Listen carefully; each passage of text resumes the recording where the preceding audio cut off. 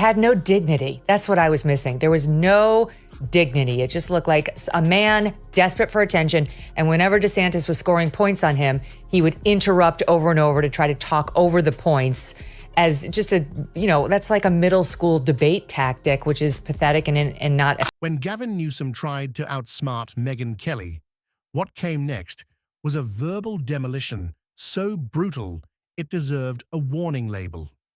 California's so-called king of hair gel walked headfirst into a spinning buzzsaw of rhetoric, while Megyn stormed in, armed with receipts, firepower, and enough sass to leave a real housewife speechless. This wasn't just a takedown, it was a full-blown Newsom roast, dripping with extra heat and scandal. By the time it was over, Gavin probably wished he had skipped the cameras altogether and stayed tucked away at his French laundry table. He's somewhat obsequious, to be honest with you. I mean, it's very strange because when you listen to him, you would think like he's a moderate, but he's not. On the trans stuff and virtually every other subject, he is as radical as they come. He is another. Gavin Newsom steps into the spotlight like California's favorite failed influencer, grinning as if he saved a kitten from a tree, when in reality, he's the reason the whole forest is on fire. He looks like he was built in a lab just to package disappointment, wrapped in designer suits, perfect teeth, and slicked-back hair, but with zero direction.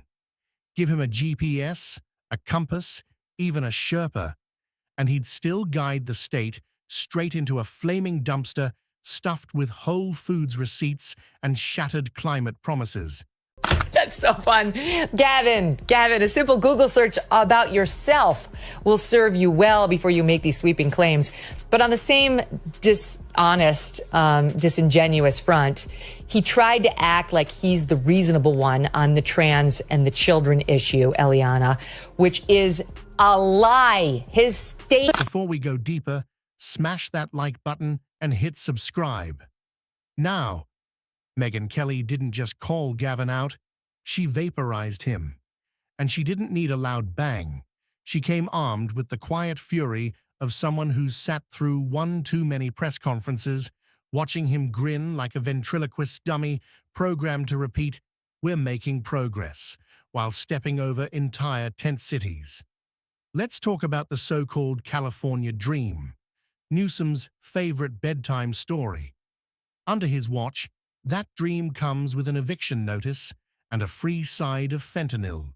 Homelessness has exploded. Crime is through the roof, and gas prices are so high, you'd have to auction off a kidney on Etsy just to top off your tank. Meanwhile, Gavin is busy jetting off to red states, bragging about how wonderful things are back home. That's like your plumber flooding your house, then giving a TED talk on water damage prevention. He governs like a failed motivational speaker. Buzzwords galore, results nowhere. To him, everything is bold, historic, or transformational. Translation, completely imploding.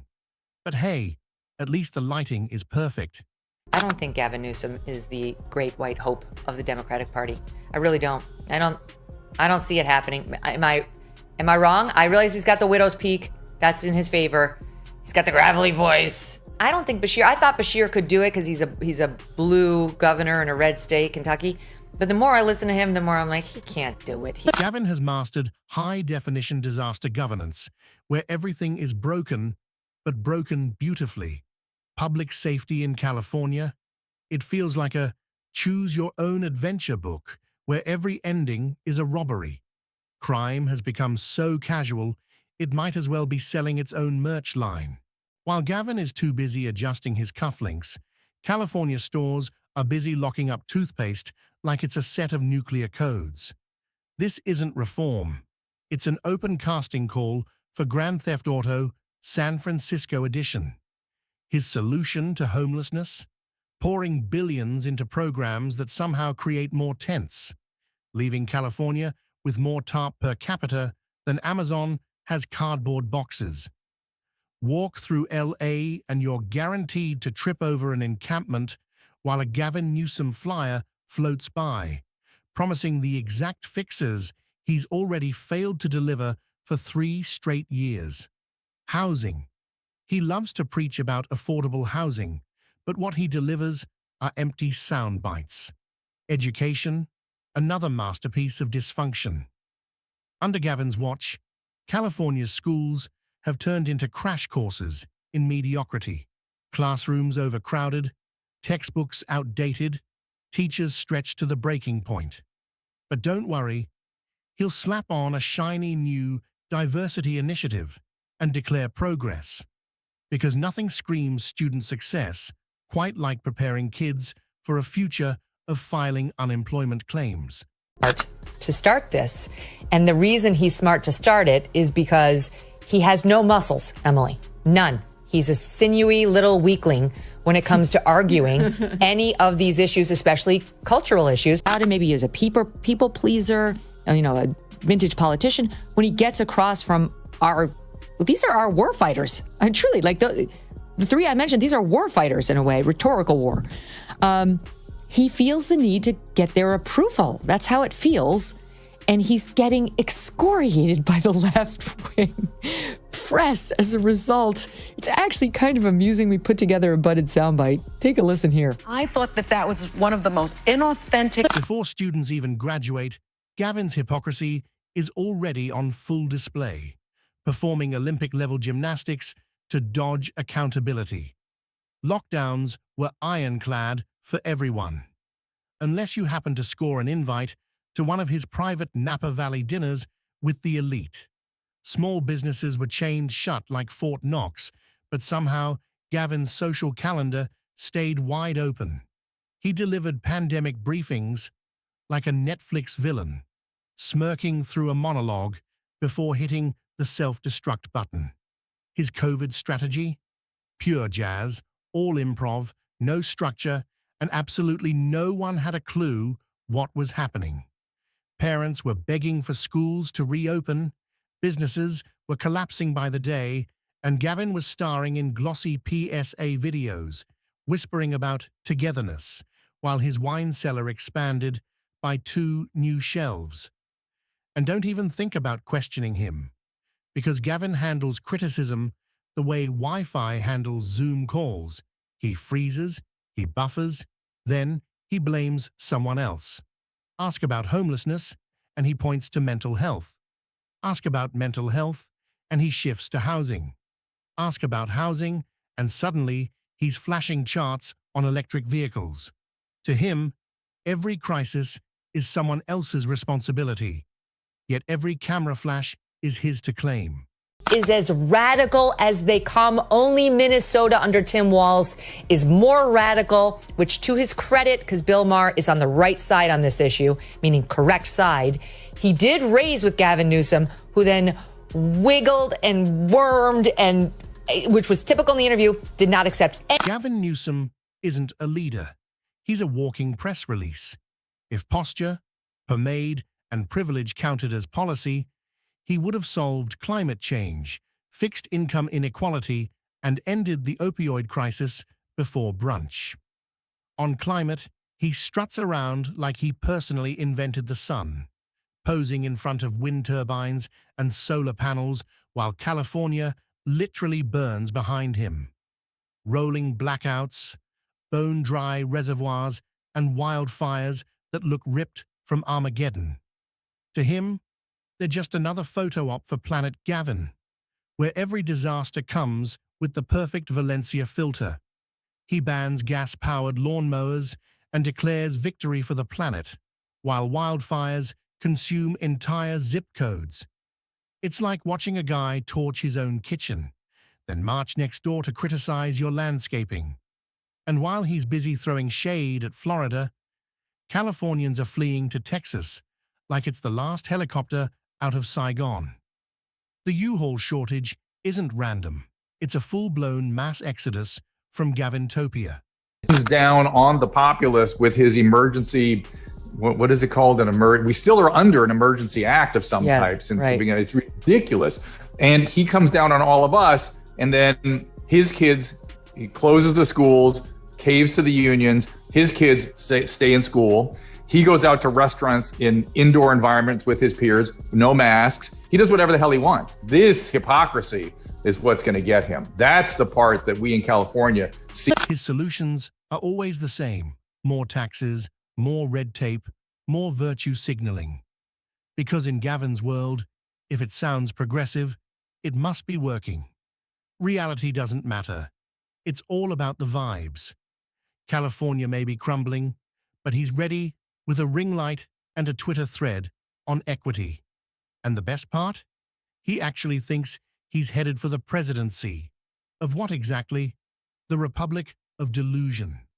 This man truly believes he's a national contender, as if America hasn't already watched him turn one of the world's strongest economies into a parody of itself. California used to be the Golden State. Under Gavin, California has become a cautionary tale served with artisanal kale. You can't even call it governing anymore. It's performance art. The cracks, the chaos, the curated incompetence, it's all part of the act. He preaches equity, while his policies price entire communities out of their homes. He brags about safety, while criminals stroll free, and law-abiding citizens install panic rooms inside studio apartments. He boasts about progress, while every measurable sign screams decline. If irony were a renewable energy source, California could power the entire country on nothing but Gavin's speeches. For Gavin Newsom in California. The California state legislature passed a bill just like this, and Gavin Newsom refused to sign it. That's how crazy this is. And you accurately point out, Steve, it wasn't so long ago, Colorado was reddish, purple. Now it's considered blue, but there's probably a healthy red strain in there that could be revived if they go. He stands at the podium like a man announcing the cure for cancer, when in reality, he's serving up a crisis buffet. Education shattered, housing in ruins, and infrastructure held together with duct tape and nostalgia. Yet there he is, flashing movie star teeth, promising this time it'll be different. But Megyn Kelly didn't need to yell. She simply told the truth. Gavin's greatest weakness isn't even his failed policies. It's that he actually believes the mirror is clapping for him. It's always the same: the smooth speeches, the recycled promises, the glossy image propped up by wishful thinking and high-end moisturizer. At this point, Gavin Newsom isn't leading a state. He's hosting a live-action disaster documentary complete with commercial breaks for luxury skincare. And the people? They're done with the show. They want off this ride. They want someone who doesn't treat real-world collapse like it's part of an awards season campaign. But Gavin? He's too busy practicing his 2028 inauguration pose in a mirror made of ego and blind ambition. And that's the real punchline. He still thinks he's winning. Winning? That's the biggest joke of all. Newsom. The hell? Oh, no, the hell is... who's a better actor? I'm not sure. They're both up for an award. I was watching him on MSNBC. He's got a new hand motion. I was going to text him. It's this. It's got usually it's kind of this, and then he's doing this. He was doing this thing on MSNBC. He's doing this whole thing. Look, he is the fakest person I think I've ever met. Gavin Newsom wouldn't recognize a real political victory if it pulled up a chair at his French Laundry table and served itself as a $500 entree. His idea of a win is announcing some bold new initiative, staging a press conference with perfect mood lighting, and then ghosting the project faster than a Silicon Valley startup after its Series A cash runs out. And then there's his tech obsession. Gavin treats buzzwords like they're actual policies. He claims to care about the digital divide, yet kids in rural California are still typing essays on their phones because school Wi-Fi works about as well as his memory whenever someone brings up that infamous French Laundry dinner. He promises access for all, while streaming his speeches on platforms half the state doesn't even have the bandwidth to watch. Meanwhile, California has a small business graveyard, Gavin's proudest unspoken achievement. COVID-era closures became a slow-motion collapse of livelihoods, while the governor live-streamed his empathy. Entrepreneurs spent decades building their dreams, only to watch them vanish under rules that shifted more often than his hairstyle. One week, it was stay home. The next, support local. By week 3, sorry, you're not essential. Good luck anyway. That's very dangerous, like incredibly dangerous. Like he's the type of person that could just like stare at you like, oh yeah, I voted for Trump, and just like pass a lie detector test. That is very, very dangerous. You know, just stone cold, just like no inhibitions whatsoever when it comes to deceit or lying or misleading. Because my own feeling is this guy's in training for 2028 against JD. Probably, that's what we think, will likely be the standard bearer for the Republican Party. And he needs practice. We saw that when he debated Ron DeSantis on Hannity. He needs practice. He's not very good at it. And we should not be helping him. Like, the more times he sits across from Charlie Kirk and Steve Bannon and any of our sort of lead fighters, the better he will get, the better he'll do. The only businesses left standing were the same big box chains Gavin once swore he was protecting us from. It's like watching a magician yank a rabbit out of a flaming hat, then blame the audience for expecting a better trick. Entire districts are collapsing under policy failures, yet Gavin's takeaway is that people simply don't appreciate the progress. Yes, Gavin, those cracked sidewalks, shuttered schools, and soaring crime rates must just be misunderstood art installations.